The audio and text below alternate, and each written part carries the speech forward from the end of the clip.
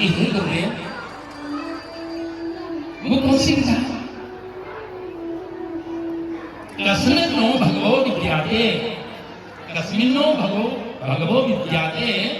अरे भगवान, वो कौन सी विधा है जिस विधा को जान करके सब कुछ जाना जाता है, जिसको जानने के बाद कुछ जानने की जरूरत नहीं थी, वो कौन सी विधा है, वो कौन सा ज्ञान है? तब भगवान अंगिरा ऋषि बोलते हैं कि हे सोनक जी, जो श्रोत्रिय ब्रह्मनिष्ठ है, जो क्रिया योगी महात्मा है, श्रोत्रिय ब्रह्मनिष्ठ है, वो इसका अधिकारी है और वही इस तत्व ज्ञान को प्राप्त कर सकता है। श्रोत्रिय ब्रह्मनिष्ठ क्रिया योगी, और उसका जब वो अधिकारी हो जाता है तब उसको इस विद्या का, जिस विद्या को जान करके सब विधाएं आ जाती हैं, वो कौन है? प्राप्त ब्रह्म विद्या, ब्रह्म ज्ञान।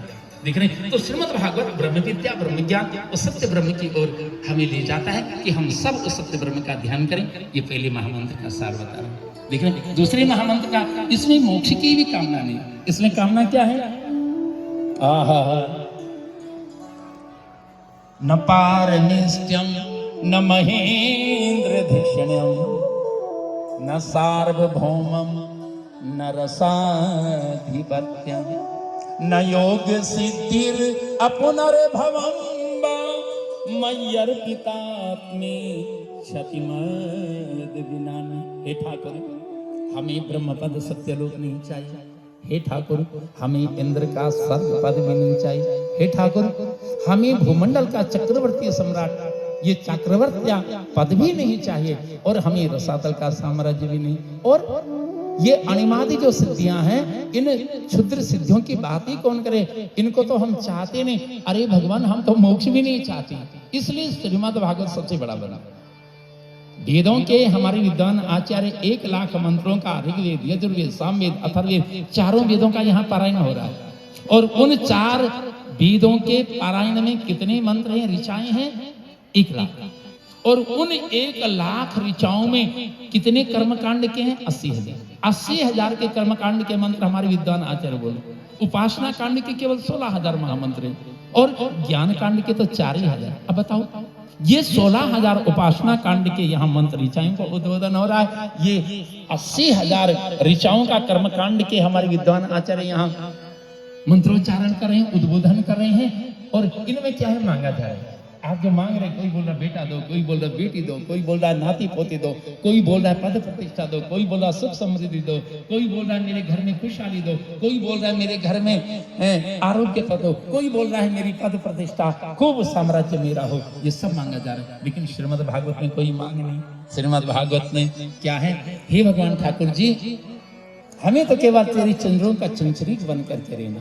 देख रहे, हमें कुछ नहीं चाहिए, तेरी चरणों की रज चाहिए। तेरी चरणों की रज के अलावा हमें कुछ नहीं चाहिए। ना हमें परम पद चाहिए, ना हमें वो मोक्ष पद चाहिए, ना वैकुंठ का पद चाहिए सत्यलोक का, न हमें इंद्र पद चाहिए, न भूमंडल का चक्रवर्ती सम्राट, न सतल। और योग सिद्धि की बात करते तो क्षुद्र सिद्धियां हैं, उनकी चर्चा नहीं, मोक्ष भी नहीं चाहिए। हमें तो केवल तेरी चरण चाहिए। तो ऐसा श्रीमद् भागवत मेरी मातृशक्ति, मेरी बंधु बांधव, जहाँ फल की चाहनी है और जो तीर्थाटन का देख देवी भौतिक तीर्थाटन का समन करने वाला, और ये किसकी संहिता है? पारमहंस संहिता। ये पारमहंस की परमहंसों की संहिता है, ये संसारों की संहिता नहीं। यहाँ कथा सुनो, उसके बाद भूल। यहाँ भागवत कथा सुनो और घर में जाके अपनी माँ से, अपने पिता से, अपने सास से, अपने परिवार से, बहू से लड़ाई करो। ये उनकी संहिता नहीं है। किसकी संहिता है?